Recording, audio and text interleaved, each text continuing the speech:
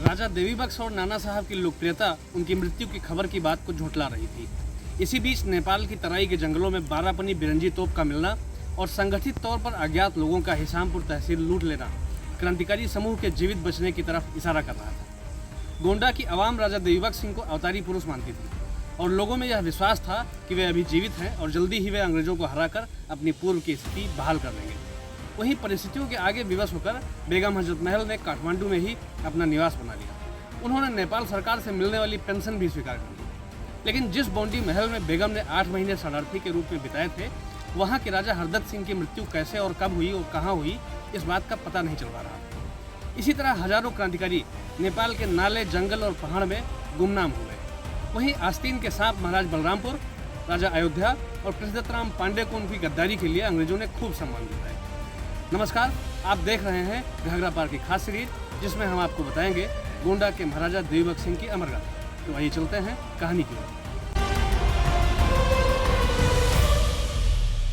बेगम हजरत महल के द्वारा नेपाल के राजा के संरक्षण में प्रवास तथा नाना साहब और देवी बख्श सिंह की मृत्यु की खबर से अंग्रेजी हुकूमत ने राहत की सांस ली।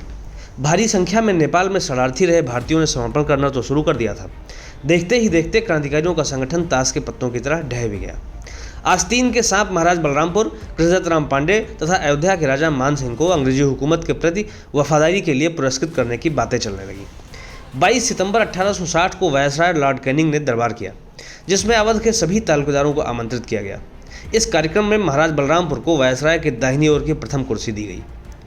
गोंडा रियासत को 3 हिस्सों में राजा बलरामपुर, राजा मानसिंह तथा कृष्णदत्तराम पांडे के मध्य बांट दिया गया। गोंडा नगर स्थित महल कृष्णदत्तराम पांडे के हक में गया और वे अब राजा गोंडा कहलाने लगे।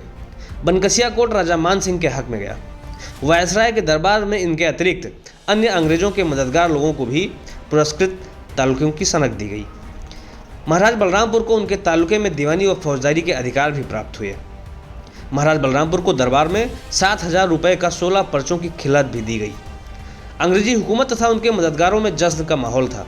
सत्ता परिवर्तन ने गोंडा नगर में तथा रियासत के कैरख्वाहों में दहशत पैदा कर दी। वे लोग जो सशस्त्र क्रांति में शामिल नहीं थे किंतु राजा देवी बख्श सिंह के नज़दीकी थे, उन्हें अंग्रेजी हुकूमत का डर सताने लगा। अंग्रेजी प्रशासन ने चौकियों का निर्माण करना शुरू कर दिया था। संभावित नागरिकों तथा क्रांतिकारियों के परिवारों पर कड़ी निगरानी की जाने लगी। गोंडा नगर के मेवाती, बरुआर तथा जिन परिवार के लोगों ने राजा के साथ लड़ाई लड़ी थी, उनको चौकियों पर तलब करके दंडित किया जाने लगा। अंग्रेजी हुकूमत के दंड के डर से बहुत से लोग गोंडा से विस्थापित हुए। राजा देवी बख्श सिंह की लोकप्रियता उनकी मृत्यु की खबर को झुठला रही थी। लोगों का मानना था कि वे अभी जीवित हैं और जल्दी ही वे अंग्रेजी हुकूमत को हराकर अपनी पुरानी स्थिति बहाल करेंगे। उनकी लोकप्रियता के डर से अंग्रेजी हुकूमत ने उनकी मौत की खबर को प्रचारित किया है। वे अवतारी पुरुष हैं और उनको कोई हरा नहीं सकता, यह गोंडा की जनता का मानना था। इसी बीच फरवरी 1860 में अवध के चीफ कमिश्नर विंगफील्ड गोंडा आए और बलरामपुर होते हुए तराई के जंगलों में वे शिकार खेलने गए। शिकार के दौरान जंगल के बीच उन्हें एक 12 पनी बिरंजी तोप मिली। जंगल के बीच तोप मिलते ही अंग्रेजी हुकूमत के होश उड़ गए। इस बात की संभावना अभी भी बरकरार रह गई कि क्रांतिकारियों का संगठन अभी भी जीवित है। वहीं गोंडा में महाराज देवी बख्श सिंह के जीवित होने की चर्चा और तेज होने लगी। कुछ दिनों के बाद अंग्रेजी हुकूमत को एक और चौंकाने वाली घटना हुई। कुछ अज्ञात हमलावरों ने हिसामपुर तहसील को लूट लिया तथा अंग्रेजी बंदोबस्त के सारे अभिलेख जला दिए। इन घटनाओं ने अंग्रेजी हुकूमत के कान तो खड़े ही कर दिए, वहीं राजा देवी बख्श सिंह द्वारा इन घटनाओं के अंजाम देने की बातें भी चलने लगीं। अक्टूबर 1861 में अवध ब्रिटिश इंडियन एसोसिएशन की स्थापना की गई, जिसका अध्यक्ष महाराज बलरामपुर तथा उपाध्यक्ष अयोध्या राजा मान सिंह को बनाया गया। अध्यक्ष और उपाध्यक्ष दोनों की स्थिति उनकी अंग्रेजों के प्रति वफादारी की गवाही देती है। 1862 में कैनिंग कॉलेज की स्थापना के अवसर पर लखनऊ में महाराज बलरामपुर ने अंग्रेजी शिक्षा की नीति की तरफदारी करते हुए खूब कसीदे पढ़े। अंग्रेजी हुकूमत की वाहवाही उनके भाषण का प्रमुख अंश था। अंग्रेजी हुकूमत के प्रति उनकी वफादारी को देखते हुए दिल्ली दरबार में महारानी विक्टोरिया की ओर से उन्हें 21 तोपों की सलामी दी गई। बेगम अपने लाव लश्कर के साथ काठमांडू में रहने लगी। काठमांडू से बाहर उन्होंने बर्फबाग नामक एक महल बनवाया, क्योंकि अब तक वे किराए के मकान में रह रही थी। साथ ही वहीं कुछ दूर पर उन्होंने एक मस्जिद और इमामबाड़ा भी बनवाया। वहीं जिस बॉन्डी के राजा के यहाँ बेगम लंबे समय तक शरणार्थी बन के रहीं, वे कहाँ हैं इसका कुछ पता नहीं चल पा रहा था। बॉन्डी के राजा हरदत्त सिंह के 2 पुत्र महेश बख्श और महावीर बख्श, जो कि नाबालिग थे, इधर उधर भटक रहे थे। पहले राजा अयोध्या मान सिंह ने उनकी कुछ सहायता की तथा बाद में उनके गोत्रवंशी रामनगर राजा धमेरी ने उनको शरण दी। साथ ही सरधा गांव उनको गुजारे में दे दिया। कुछ ही दिनों बाद दोनों भाइयों की मृत्यु हो गई, जिससे बौंडी का राजघराना समाप्त हो गया और बौंडी रियासत अंग्रेजों ने राजा कपूरथला को सौंप दी। चरदा नरेश जगजोत सिंह का नेपाल के जंगलों में अपने बहनोई राजा देवबख्श सिंह से साथ छूट गया था।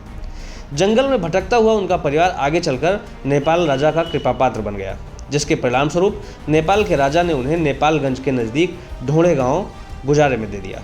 वे वहीं अपना निवास बनाकर रहने लगे। रुइया हरदोई के राजा नरपत सिंह, बेरुआ तालुके के दीवान ठाकुर गुलाब सिंह और न जाने कितने बागी या तो नेपाल के जंगलों में भटक रहे थे या फिर जंगल में फैली महामारी से मर रहे थे। जिन परिवार के लोगों ने अंग्रेजी हुकूमत से बागी होकर योजना बनाई थी, वे दर बदर भटक रहे थे। उनके सीने में विद्रोह की ज्वाला जरूर धधक रही थी। वहीं दूसरी ओर बेगम हजरत महल अब नेपाल को ही अपना वतन मानकर बच्चे खुशे दिन गुजारने लगीं। बिरजेश कद्र अब बड़े हो रहे थे। वहीं पर उन्होंने मिर्जा दाऊद बेग की बेटी से उनका निकाह कराया। 7 अप्रैल 1859 को वे जन्नत नसीम हुई। काठमांडू में उनकी बनाई मस्जिद के अहाते में बिरजेश कद्र ने उनको दफनाया तथा मकबरा बनवाया। उनके मकबरे पर उन्हीं की नज्म की 4 लाइनें लिखवाते हुए बिरजेश कद्र रो पड़े। इसी खाक पर अपना मदफन बनेगा, पहाड़ों में है हमने बस्ती बसाई, और लिखा होगा हजरत महल की लहद पर नसीबें जली थी फलक की सताई। घाघरा पार की खास सीरीज में बस इतना ही। नमस्कार।